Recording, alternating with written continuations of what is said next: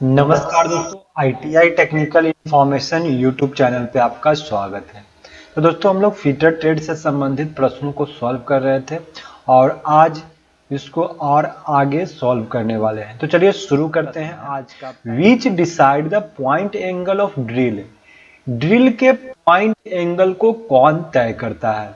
तो क्या ड्रिल का पॉइंट एंगल जो है वो ड्रिल मटेरियल पे डिपेंड करता है, जॉब मटेरियल पे, कटिंग स्पीड पे या साइज ऑफ ड्रिल पे?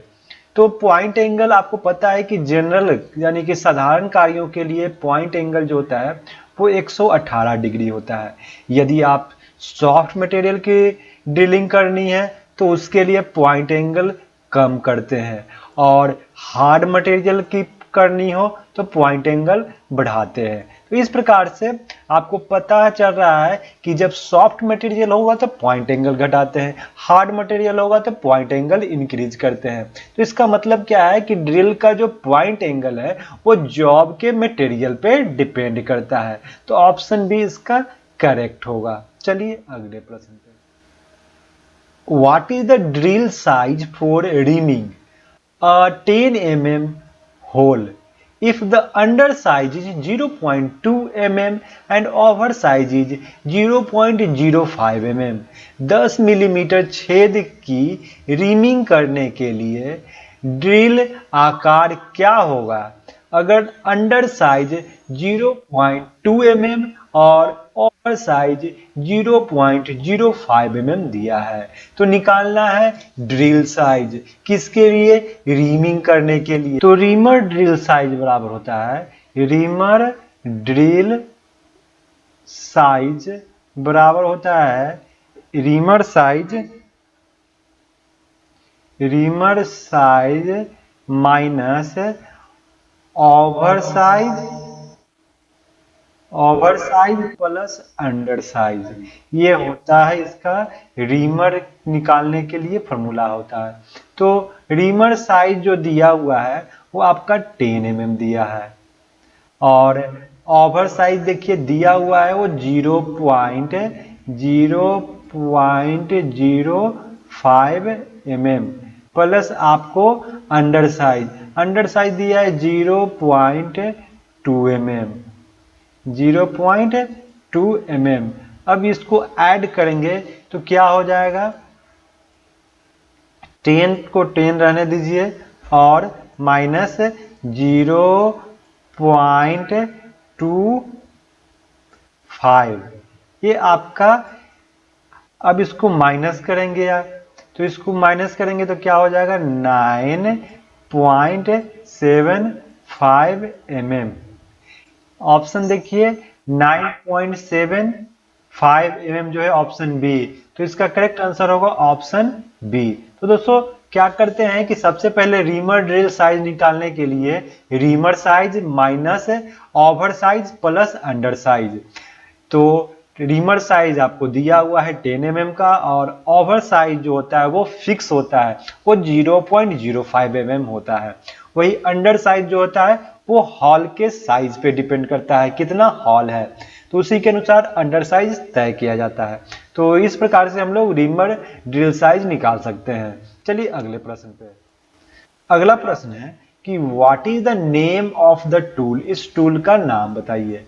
तो ये दोस्तों क्या है? क्या ये स्टोन ड्रेसर है, डायमंड ड्रेसर है, स्टार व्हील्स ड्रेसर है या एब्रेसिव स्टिक ड्रेसर है? तो ये क्या है? ड्रेसर है। और ड्रेसर का इस्तेमाल कहाँ किया जाता है? ग्राइंडिंग व्हील के जो तीत होते हैं उसको शार्प करने के लिए, कटिंग एज बनाने के लिए ग्राइंडिंग व्हील के। तो वो है, ये जो फिगर है वो है क्या? तो ये है स्टार व्हील ड्रेसर, ये है स्टार व्हील ड्रेसर। तो ऑप्शन सी इसका करेक्ट होगा। चलिए अगले प्रश्न। अगला प्रश्न है which indicate the strength of bond in grinding wheel। कौन ग्राइंडिंग व्हील में बॉन्ड की ताकत को इंगित करता है? तो क्या कहा जा रहा है कि जो ग्राइंडिंग व्हील है उसमें जो पता है कि बॉन्ड और एब्रेसिव मिलकर ग्राइंडिंग व्हील का निर्माण होता है।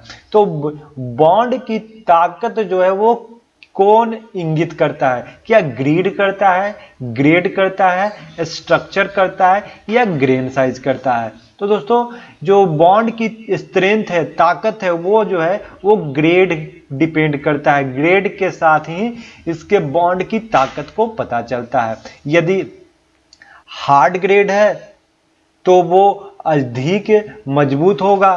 तो इस तरह से ये जो है ग्रेड बॉन्ड जो है ग्रेड पे डिपेंड करता है। तो ऑप्शन बी इसका करेक्ट होगा। What is the name of the defect if the surface of the grinding wheel develop a smooth and shining appearance? उस दोष का नाम क्या है अगर ग्राइंडिंग व्हील की सतह चिकनी और चमकदार हो जाए? तो दोस्तों क्या कहा जा रहा है कि ग्राइंडिंग व्हील का जो कटिंग टीथ है वो खराब हो गया है, यानी कि उस पर चिकनी सतह हो गई है और चमकदार हो गया है, शाइनिंग अपीयरेंस हो गया है। तो उसको क्या ग्लेजिंग कहते हैं, टूइंग कहते हैं, लोडिंग कहते हैं या ड्रेसिंग कहते हैं? तो जब ग्राइंडिंग व्हील के सरफेस जो है अगर चिकनी हो जाए, चमकदार हो जाए, तो उस दोष को ग्लेजिंग कहते हैं। तो ऑप्शन ए इसका करेक्ट है। ट्रूइंग क्या है? ट्रूइंग जो होता है कि जब ग्राइंडिंग व्हील के जो नया ग्राइंडिंग व्हील होता है उसको लगाते समय क्या होते हैं, दोनों ग्राइंडिंग व्हील का एक्सिस अलाइनमेंट चेक किया जाता है, तो वो ट्रूइंग ऑपरेशन कहलाता है। लोडिंग क्या होता है? जब ग्राइंडिंग व्हील में के टीथ में, ग्राइंडिंग व्हील के टीथ में जो कटिंग मटेरियल है फंस जाते हैं, चाहे वो जो आप जॉब की ग्राइंडिंग कर रहे थे उसके मटेरियल वो ग्राइंडिंग व्हील में फंस जाते हैं, उसको लोडिंग कहते हैं। और ये जो ग्लेजिंग और लोडिंग जो दोष है उसको सही करने के लिए ड्रेसिंग ऑपरेशन किया जाता है ड्रेसर टूल के द्वारा। तो चलिए अगले प्रश्न पे चलते हैं। Why the agriculture equipment is made of wrought iron? क्यों कृषि उपकरण रॉट आयरन के बनते हैं? तो रॉट आयरन का बनाने का क्या मकसद है? जो एग्रीकल्चर इक्विपमेंट होते हैं, कृषि उपकरण है, क्या उसका लो कॉस्ट होता है यानी कीमत कम होती है? हैवी वेट होता है क्या भारी वजन के कारण? या वेयर रेजिस्टेंस यानी खिंचाव रोधी के कारण? या क्रोजन रेजिस्टेंस जंग प्रतिरोधी के कारण? तो जो एग्रीकल्चर इक्विपमेंट होते हैं वो जंग प्रतिरोधी के कारण यानी क्रोजन रेजिस्टेंस के कारण रॉट आयरन को बनाए जाते हैं। तो ऑप्शन डी इसका करेक्ट होगा। चलिए अगले प्रश्न पे। अगला प्रश्न है कि what is the name of the part mark x in blast furnace? Blast furnace में एक्स के रूप में चिन्हित भाग का नाम क्या है? तो दोस्तों यहाँ पे ब्लास्ट फर्नेस का फिगर दिया गया है और इसमें एक्स के रूप में इसे पूछा गया है। तो क्या है ये? टूयर्स है, मोल्टेन स्लैग है या मोल्टेन आयरन है या टैपिंग होल है? तो दोस्तों ये है क्या, इसको बोला जाता है आपका टूअर्स।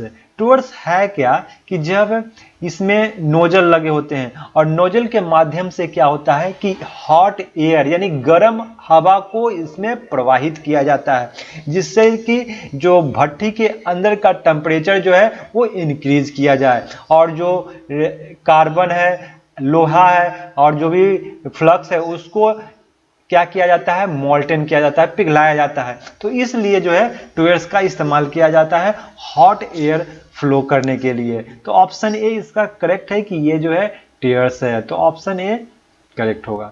चलिए अगला प्रश्न है, what is the range of carbon content in cast iron alloy?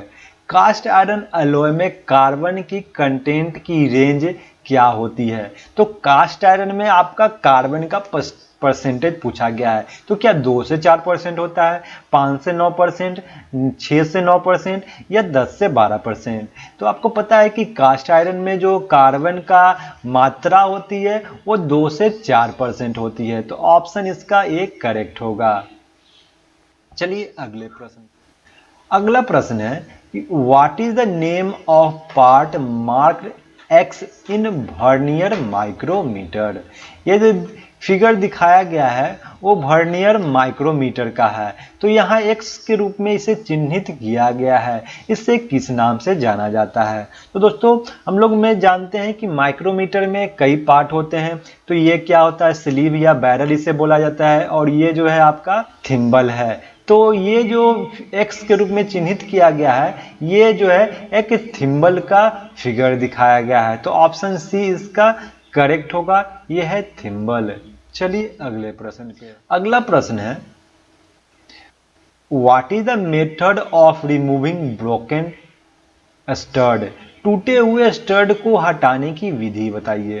तो दोस्तों फिगर दिखाया गया है और इसमें पूछा जा रहा है कि ये किस विधि से टूटे हुए स्टड को निकाला जा रहा है। क्या इजी आउट मेथड के द्वारा निकाला जाता है, या प्रिक पंच मेथड के द्वारा निकाला जा रहा है, या मेकिंग ड्रिल हॉल मेथड के द्वारा, या यूजिंग स्क्वायर टेपर पंच मेथड के द्वारा? तो ये किस मेथड के द्वारा निकाला जा रहा है? तो फिगर से आसानी से आप पहचान सकते हैं कि ये जो मेथड है वो प्रिक पंच मेथड है, जिसके माध्यम से निकाला जा रहा है। और जब जब स्टड को निकालते समय एक बात का ध्यान रखना जा रहा है कि आपको जो पंच जो है घुमाना है वो आपको एंटी क्लॉकवाइज में घुमाना है, जिससे कि आप स्टड को आसानी से निकाल सकते हैं। तो ऑप्शन बी इसका करेक्ट होगा। तो कैसा लगा कमेंट करके बताएं। यदि आप ITI टेक्निकल इन्फॉर्मेशन के व्हाट्सएप ग्रुप, फेसबुक ग्रुप और टेलीग्राम ग्रुप ज्वाइन करना चाहते हैं तो डिस्क्रिप्शन में लिंक है, जाकर ज्वाइन कर सकते हैं। यहाँ पे PDF है, ITI से सभी ट्रेडों का PDF प्रोवाइड कराया जाता है।